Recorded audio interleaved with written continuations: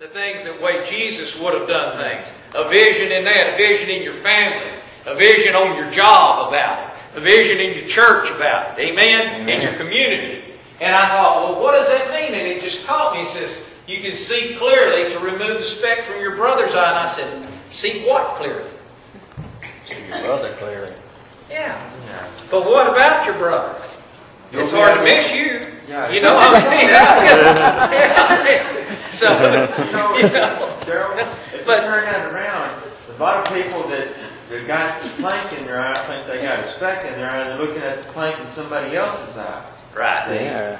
And everybody's got a plank in their eye. It just takes someone else to be able to say something to them about it. But the whole thing that the Lord is wanting us to do is to realize what's really important. To see what clearly. To see what's really important. Is it your car? No. Well, why you beat that kid half to death for spilling that Coke in it? You know? You know what I mean? Is it your job? Is that what's really important? Nope. Well, of course you got to take care of your family and everything, you know. But go ahead, Mom.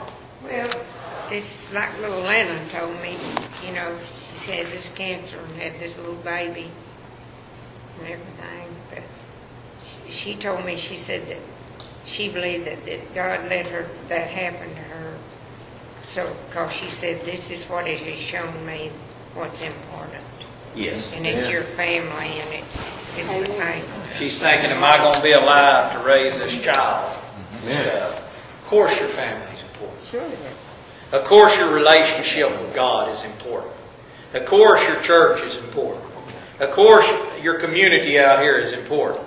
Those are the things that are really important. That's why when Jesus said, what will a man exchange for his soul? What does it profit him if he gains the whole world and loses his soul?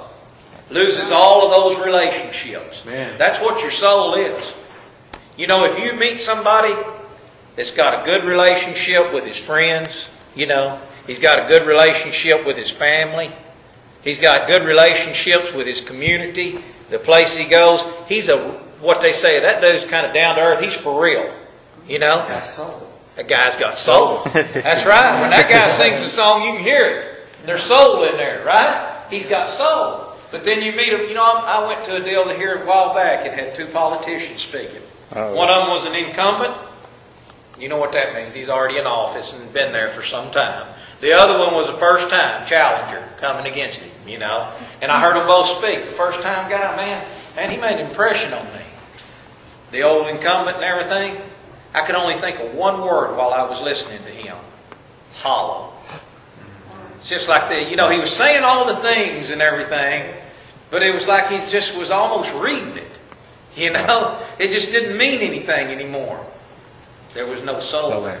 Now, I can't judge that guy and say, but that's the impression I got from listening to him, you know? And I got to thinking, what had he given up for that position? Go ahead. You know, when I read this here, I go to thinking about how can Elmer Duncan straighten up Elmer Duncan better. Yes. Right.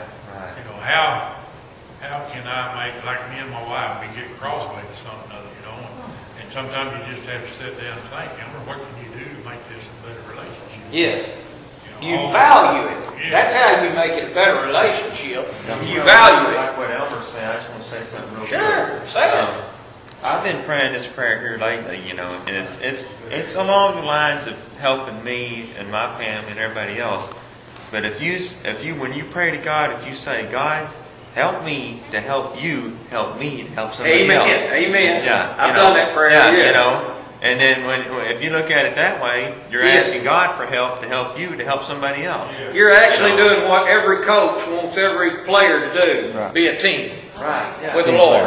Amen. That's exactly what it is. To be a team. Not to be all about me. Look at me, man. Y'all not blocking. Yeah. You know, whatever, you know, all that kind of stuff, you know. It's not all about you, it's about the team. That's why a good player that's really got his head on, and they start saying, well, you didn't get him blocking. He said, well, I should have dumped that pass off quicker. I didn't read it right and stuff, you know. Right. They'll say, we lost as a team. Have you ever heard them say that? Yes. And we're going to stay together as a team. That team's got a shot to go somewhere. But if you get one of those guys in there the other way, not so much. Now, what he's saying here is you got to change the way that you look at things. Let's look at Ephesians chapter 1. Be imitators of God, therefore, as dearly beloved children. Be imitators of God. You know, he's telling us to imitate God. That's what Paul is telling us here. Jesus told us to be perfect as your Father in heaven is perfect. How many of you have made it there yet? Accomplished that? Quit it, Bob. You know, he started to raise his hand, you know. He does. But you know, none of us have made it there. But we want to measure other people. We want to measure other people according to us. You know, how many times have you heard somebody say, well, I know when I was in that situation, I didn't do that.